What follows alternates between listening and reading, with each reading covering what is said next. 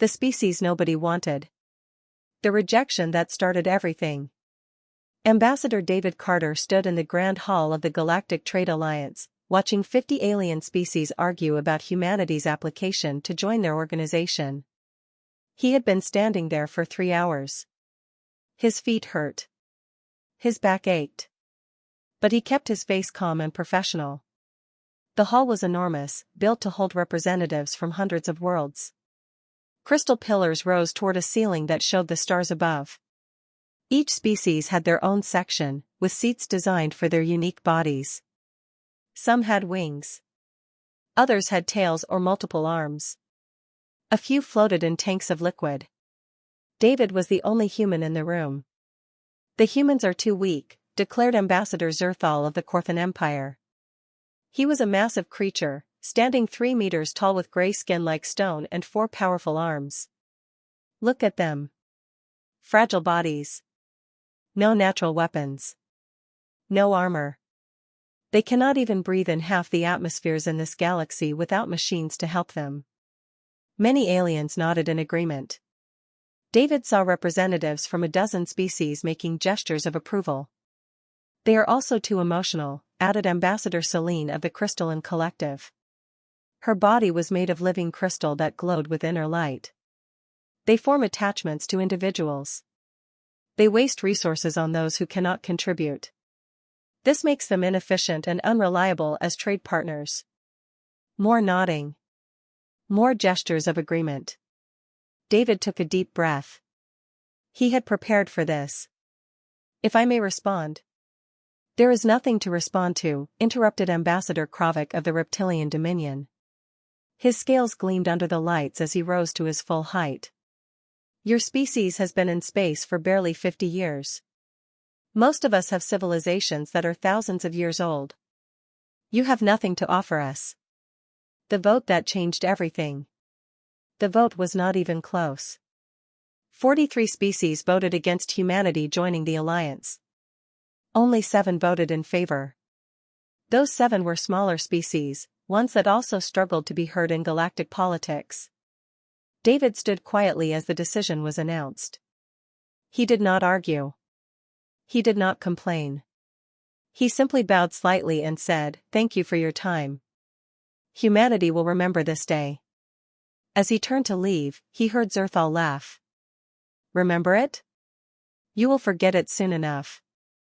Your species will fade into obscurity, trading with the few worlds desperate enough to deal with you." David paused at the door. Without turning around, he said quietly, "Perhaps. Or perhaps you will remember this day for very different reasons." He left the hall. Behind him, the aliens continued their discussions, already forgetting about the weak humans and their rejected application. But David Carter was not worried. Because he knew something they did not. Humanity had been building something while waiting for this decision. Something that would change everything. The discovery nobody expected. 6 months after the rejection, the galaxy received shocking news. Human scientists had discovered something incredible in the outer reaches of their solar system. A new form of energy that was more powerful, more efficient, and cleaner than anything the galaxy had ever seen. They called it quantum resonance energy, or QRE for short. Within weeks, human ships began using QRE drives. These ships could travel faster and farther than any vessel in the known galaxy. They could reach distant stars in days instead of months. And the energy was so efficient that a single small generator could power an entire city. The aliens noticed immediately. Suddenly, the weak humans had the fastest ships in space. Trade routes that took weeks could now be completed in days. Communication that was delayed by time became almost instant. Ambassador Zerthal was not laughing anymore. The offer that shook the galaxy. 3 months after the QRE announcement, Ambassador David Carter returned to the Galactic Trade Alliance Hall. This time, he did not come to ask for membership. He came with an offer. "Humanity has developed new technology," he said calmly, standing at the center of the hall. "We are willing to share this technology with other species. But only with those who become our official partners." The hall erupted in noise. Representatives shouted questions in dozens of languages. Translators struggled to keep up. "You would share this power?" asked Celine, her crystal body pulsing with surprise. "Why?" "Because that is what friends do," David replied simply. "They help each other." Ambassador Krovik's scales flushed with anger. "You are trying to manipulate us. You want to control the galaxy through this technology." David shook his head. "We want partners, not subjects. We want trade, not control. But we will only work with those who respect us as equals." The alliance fractures. The reaction was immediate and chaotic. The 7 species that had supported humanity immediately accepted the partnership offer. Within days, their ships were upgraded with QRE drives. Their trade increased dramatically. Their economies boomed. Other species watched with growing jealousy and concern. The small species that had been ignored for centuries were suddenly becoming powerful. All because they had been kind to humanity when others were not. "This is unacceptable," roared Zerthal in an emergency alliance meeting. "They are destabilizing the galactic order." "They are sharing technology with their friends," replied Ambassador Trill of the Avian Collective, one of the 7 species now partnered with humans. "Perhaps if you had been kinder, you would also benefit."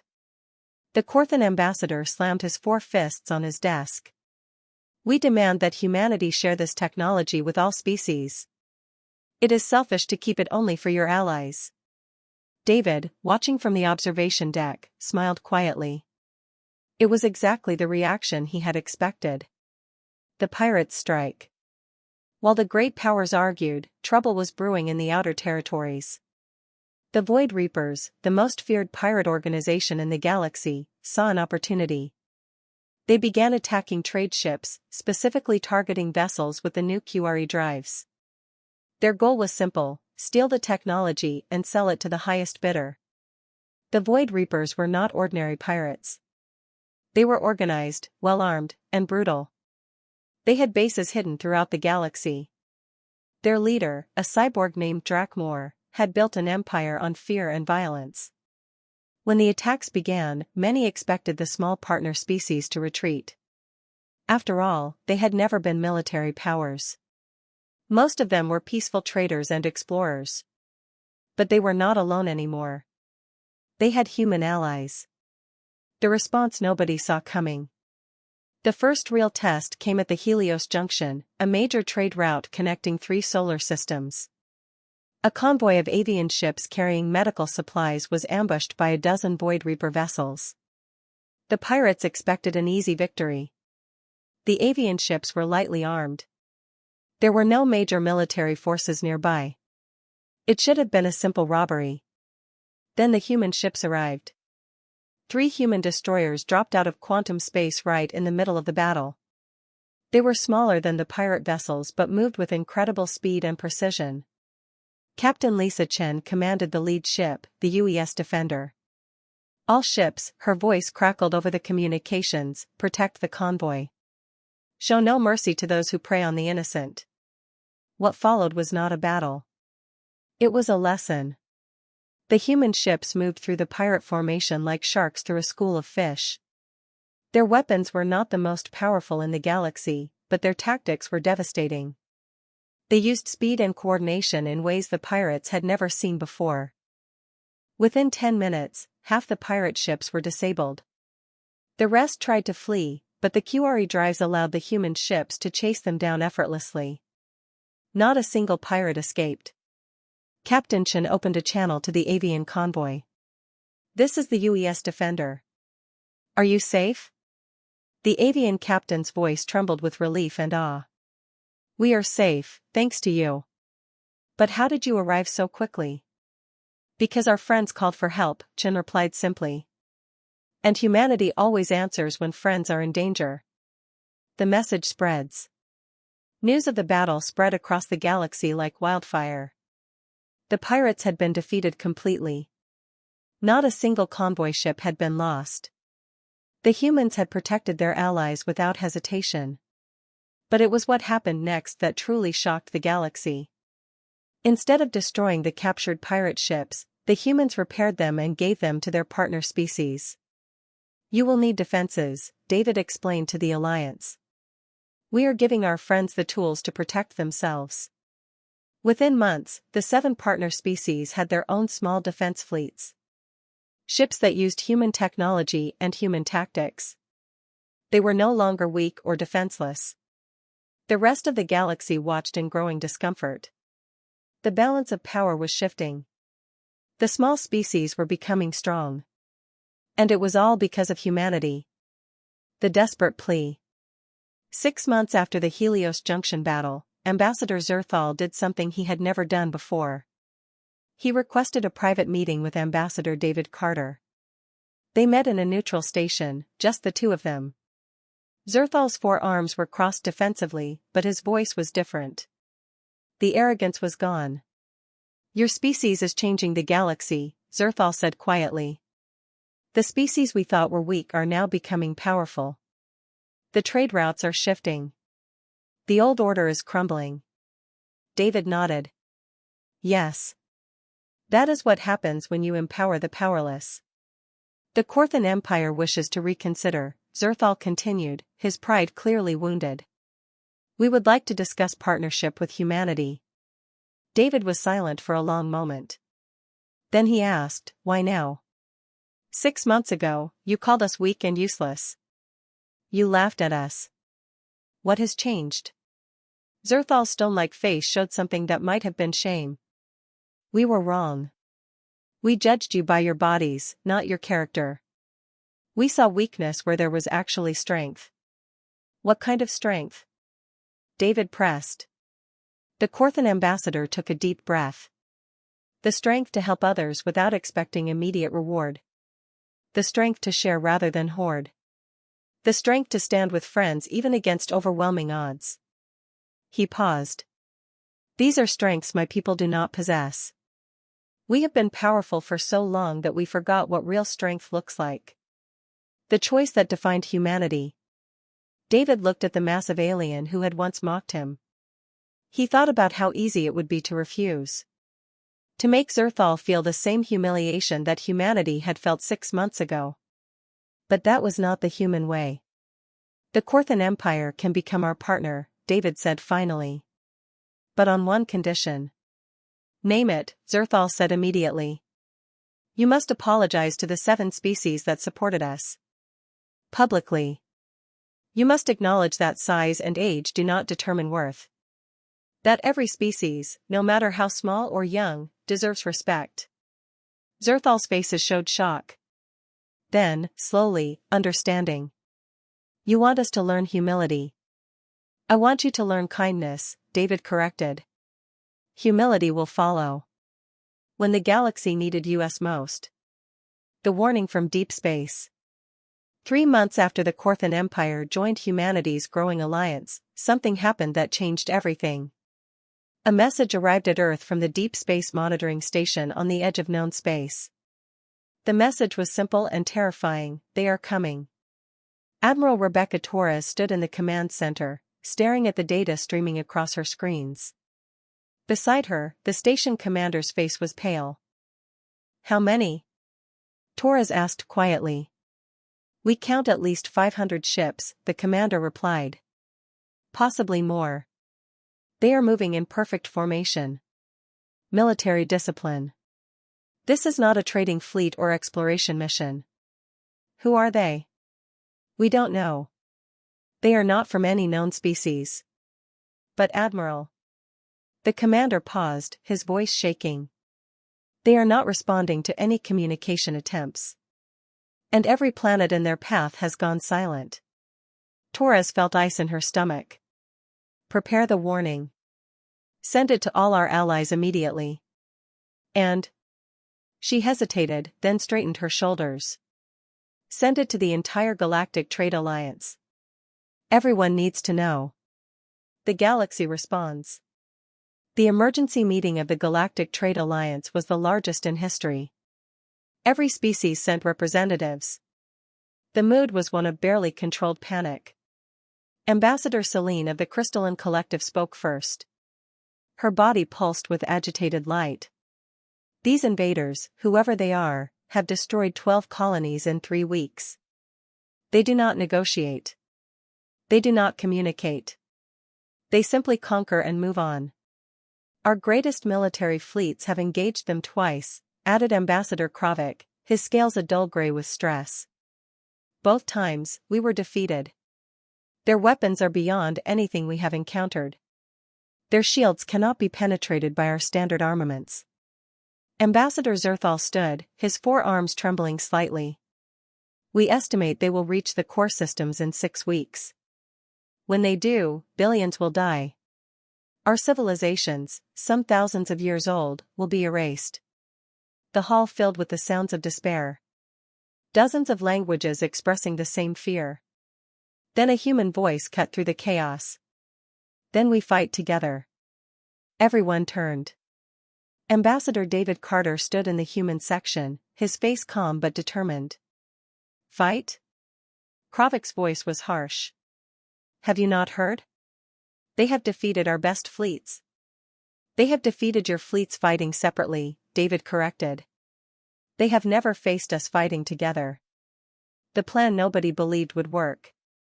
The Alliance leadership gathered in a secure chamber. Humans, Korthans, avians, crystallants, and dozens of other species crowded around a massive holographic display showing the invaders' path. Admiral Torres stood at the center, her hands moving quickly across the controls. The enemy is powerful. But they have a pattern. They attack in 3 waves. First wave to break shields. Second wave to destroy defenses. Third wave to occupy the planet. We know this, Zerthal said impatiently. Knowing their pattern has not helped us defeat them. Because you fought them the way they expected, Torres replied.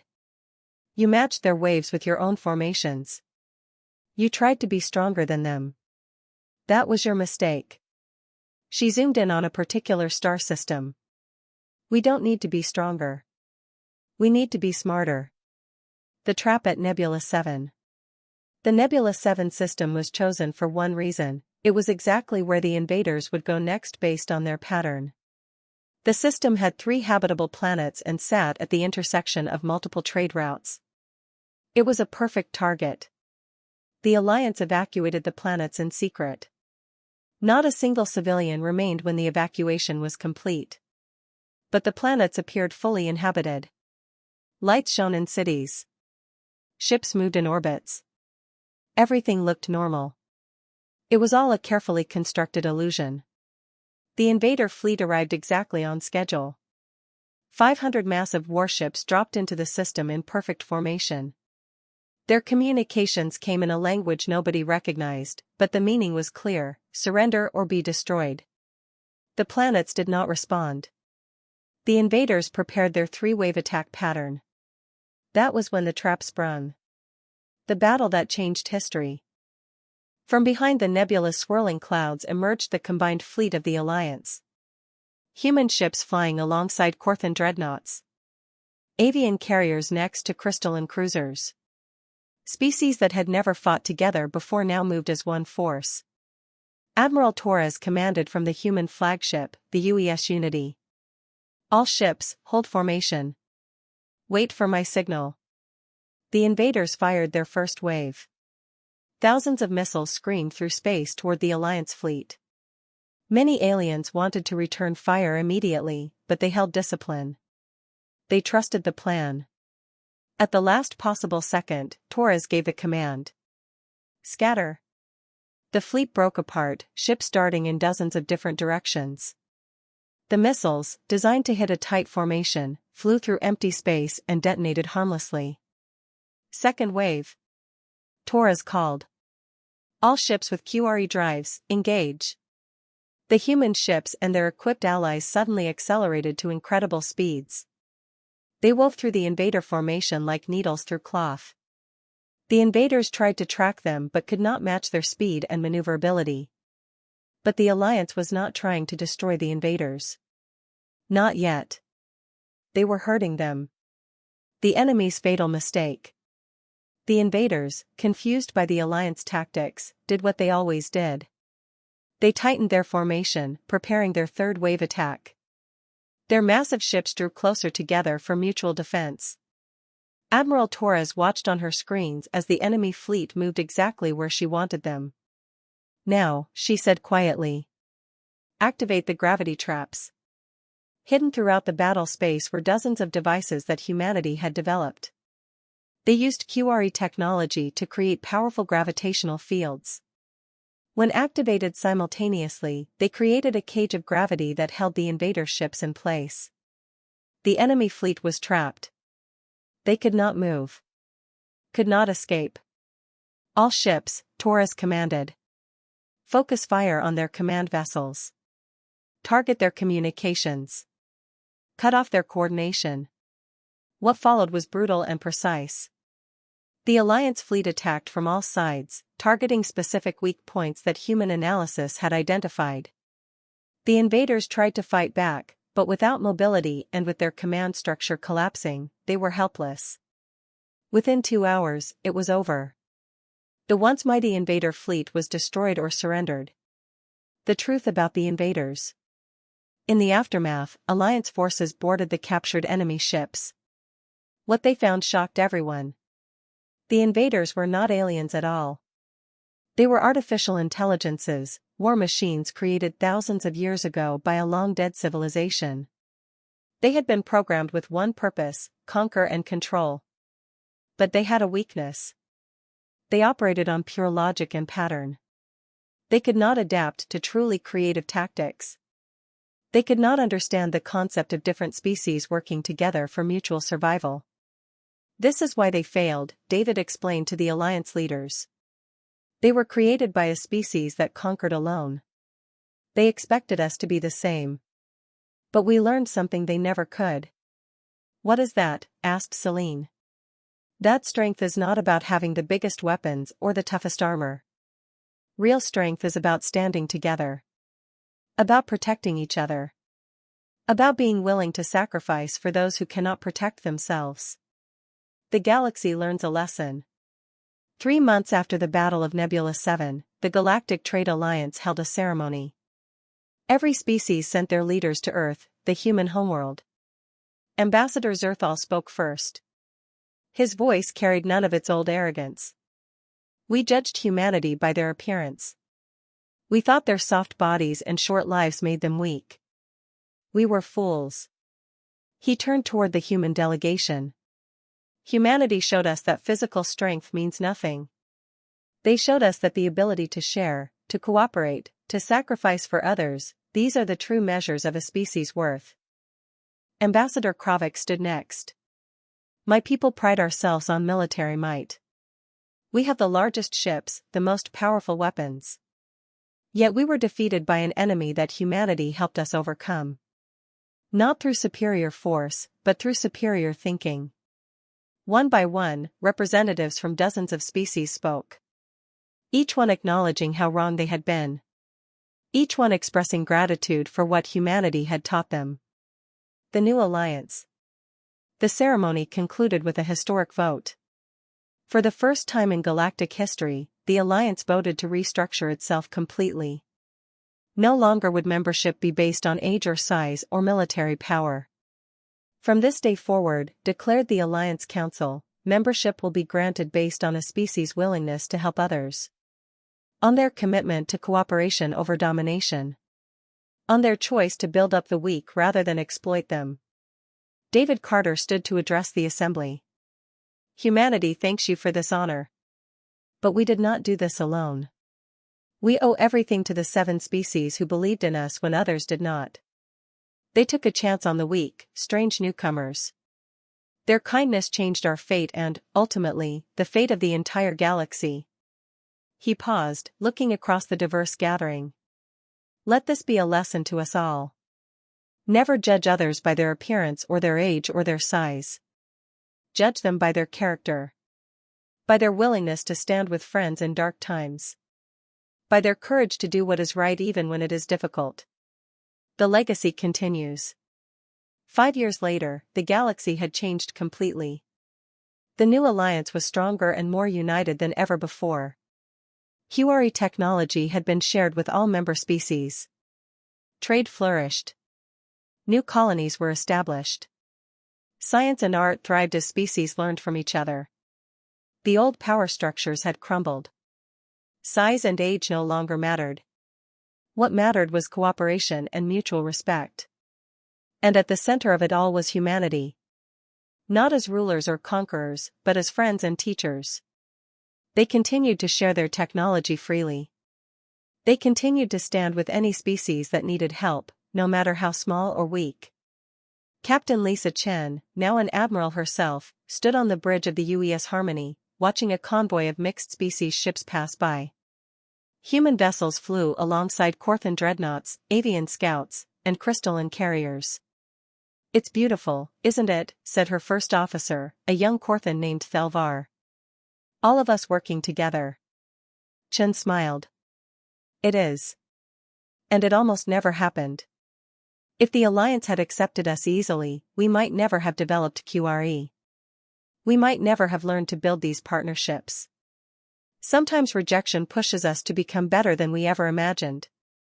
"Do you think humanity would have helped if the invaders had come before you were rejected?" Thelvar asked. Chen thought about it for a moment. Then she nodded firmly. "Yes. Because that is who we are. Helping others is not something we do only for friends. It is something we do because it is right."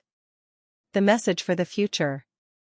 The story of humanity's rise from rejected outsider to galactic ally became legendary.